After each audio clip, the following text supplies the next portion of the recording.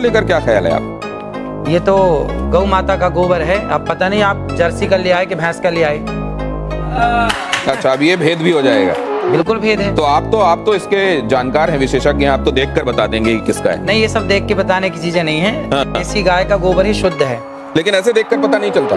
ये पता चलता उसके भी गुण होंगे, पर वो यहाँ पे अब कहाँ लिबर्टी ले आए हम आपके बीच में। तो ये क्या ये आज हम आपको दिखाएंगे कैसे अनिरुद्धाचार्य ने, जो कि प्रभु यीशु मसीह के नाम का विरोध करते हैं, न्यूज वालों के सामने गोबर खाया। जो आप उस वीडियो को देखोगे तो आप सचमुच हिल जाओगे। इसलिए आप सभी उस वीडियो को पूरा जरूर देखें। आप सभी उस वीडियो को देख सकते हैं। लेकिन ऐसे देखकर पता नहीं चलता। ये पता चलता उसके भी गुण होंगे, पर वो यहाँ पे अब कहाँ लिबर्टी ले आए हम आपके बीच में। तो ये क्या ये इसको, जैसे अगर कोई आपके जितना जानने वाला नहीं है, उसको शुद्ध के बारे में पता नहीं है, शुद्ध देसी आपने कहा गोबर का इस्तेमाल करो। हाँ, वो इसका इस्तेमाल क्या सौंदर्य प्रसाधन में कर सकता है? शुद्ध देशी गाय, भैंस का नहीं और जर्सी का नहीं।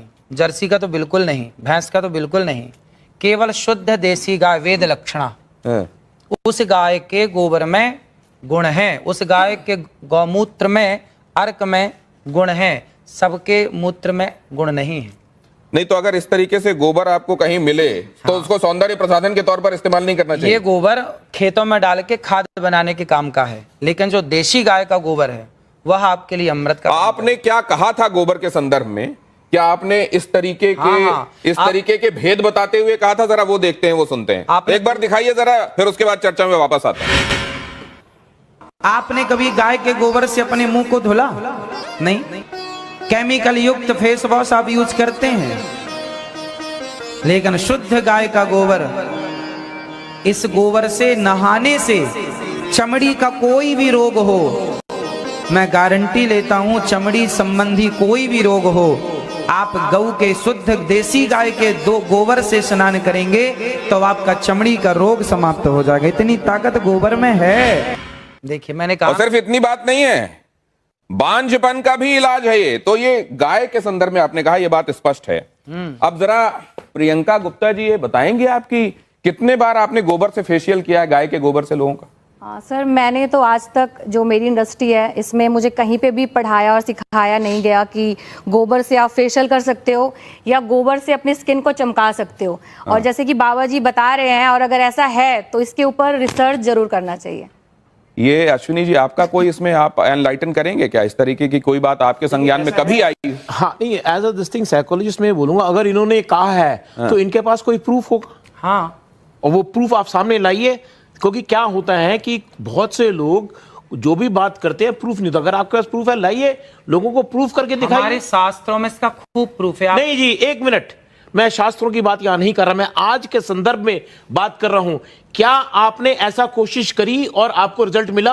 और मिला तो उसको शख्स को वापस हम लोगों का एक त्योहार आता है जी, श्रावणी। सुना है आपने? बिल्कुल सुना है। श्रावणी कब आती है? आप बताइए ना, मैं आप सुन रहा हूं आपकी बात सारी। श्रावणी में हमारे यहाँ सारा समाज, ब्राह्मण समाज को ये निर्देश शास्त्रों में लिखा, श्रावणी जब होती है तो हमारे यहाँ गोबर से स्नान करने की परंपरा है। अभी श्रावणी में जो आई, उस श्रावणी में हमने खुद, हमारे साथ हजारों ब्राह्मण सबने एक साथ। अनिरुद्धाचार्य जी, एक सेकंड, आप जो कह रहे हैं ना, गोबर का स्नान, कई बार वो किमाच नहीं होती थी जो लोगों के शरीर में लग जाती थी, उसमें नहीं, मैं क्या कह रहा हूँ, कई बार विधान है, हो सकता है श्रावणी में भी नहाते, लेकिन इसका सौंदर्य प्रसाधन के तौर पर इस्तेमाल हो सकता है। कोई एम्पेरिकल इसके लिए एविडेंसेस हैं क्या? हाँ, पढ़िए आप शास्त्रों नहीं, को। अगर अब ये कह रहे हैं शास्त्रों को नहीं, मैं शास्त्रों को आप मानेंगे नहीं। शास्त्र की बात ही कर रहे हैं आज। अरे शास्त्र नए होते नहीं, सब पुराने हैं। देखिए, ऐसा मैं शास्त्र की बात इसलिए नहीं कर रहा, नहीं थोड़ी होती, कोई हमने थोड़ी लिख दिया शास्त्र। रिस्पेक्ट, शास्त्र में तो बहुत कुछ लिखा है,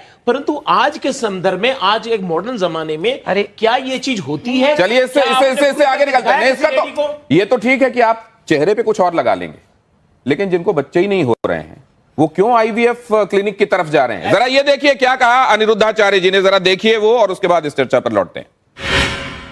जिसको संतान नहीं होती वो गाय को गेहूं खवाए, और गेहूं जब उसके गोबर से वापस आए तो उसको धुल करके, उसे सुखा करके, उसको पीस करके, उस आटे की रोटी बनाकर भगवान को भोग लगाकर, वो रोटी खाने से संतान प्राप्ति होती है। अनिरुद्धाचार्य जी, हाँ, आप, मैं इस पर बोलूं? आपने ये किस पे एक्सपेरिमेंट किया? खुद पे, दूसरों पे देखा है? अब सुनेंगे आप? हाँ। ऐसा है कि देखिए, आप सैकड़ों डॉक्टरों को दिखाइए, यदि सैकड़ों डॉक्टरों को दिखाने के बाद आपको संतान नहीं हो रही है तो आप तो डॉक्टरों से हार गए, डॉक्टर ने मना कर दिया नहीं हो पाएगा। जब सबसे आप हार गए तो एक एक्सपेरिमेंट कर लेने में क्या बुराई है? आपने रघुवंशम महाकाव्य पढ़ा होगा, महर्षि कालिदास जी ने उसको लिखा है। भगवान राम के जो पूर्वज थे उनका नाम था दिलीप, उनके भी कोई संतान नहीं हो रही थी। तब राजा दिलीप ने गौ माता की सेवा की और गौ माता की सेवा से दिलीप के संतान हुई जिनका नाम रघु पड़ा, रघुवंश उनके नाम से आगे चला। यदि राम का वंश गौ माता की सेवा से आगे चला तो हमारा और आपका वंश भी गौ माता की सेवा से चलेगा। तो तब जब नहीं एक सेकंड, जब दशरथ जी को आज भी है, आप जब दशरथ जी को यही समस्या सामने आई, हाँ, तो उनको तो भी यज्ञ कराना, पुत्र काम यज्ञ कराना पड़ा। हाँ, तो वो इस विधा से क्यों नहीं हो गया? फिर इस विधा से हुआ। आप समझो, दशरथ जी ने यज्ञ कराया तो यज्ञ में क्या लगता है? यज्ञ किससे संपन्न होता है? भैंस के घी से आहुतियां नहीं होती है ना, बकरी के घी से आहुतियां नहीं होती। जब तक वेद लक्षणा गाय का उसमें घी प्रयोग ना होगा तब तक आपका कोई यज्ञ संपन्न ही नहीं होगा। बिना गाय के ना कोई यज्ञ संपन्न हो सकता है, ना कोई पूजा संपन्न हो सकती है। नहीं, लेकिन एक चीज साइंस ये कहता है कि अगर आपने एक खास तरह की परिस्थितियों में खास एक्सपेरिमेंट किया है तो आपको खास रिजल्ट मिलेगा। आप उसको दोहरा सकते हैं। मैंने तो इस रोटी को खाई है, जो मैंने बोला है, मैंने तो इस रोटी को खाया है। और हमारे बहुत सारे संत समाज जो जंगलों में रहते हैं आज भी वो लोग ये रोटी खाते हैं। और बहुत बच्चा होता है, आप प्रयोग कर लीजिए। नहीं, आपके पास कोई प्रयोग है?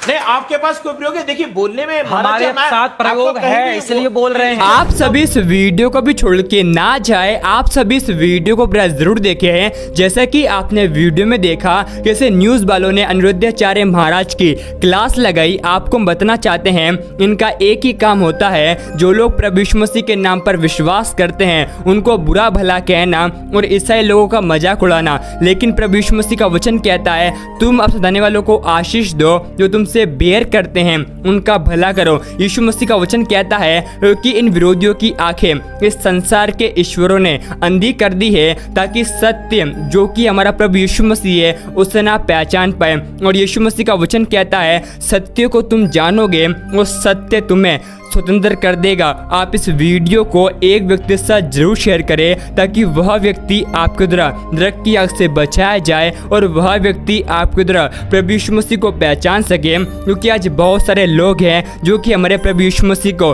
पत्थरों की इमारतों में और बड़े बड़े मंदिरों में ढूंढते हैं, लेकिन यीशु मसीह का वचन कहता है परमेश्वर का आत्मा हम सभी में वास करता है और हम सभी परमेश्वर के मंदिर है। प्रभु यीशु मसीह का वचन कहता है जितनों ने परमेश्वर के ऊपर दृष्टि की है उन्होंने ज्योति को पाया है और उनका मुंह कभी भी काला नहीं हो पाया है। आप सभी हमें यूट्यूब चैनल को और फेसबुक पेज को फॉलो और सब्सक्राइब कर ले। क्या पता एक प्रभु यीशु मसीह का वचन आपकी पूरी जिंदगी बदल दे। परमेश्वर आपको बहुत आशीष दे।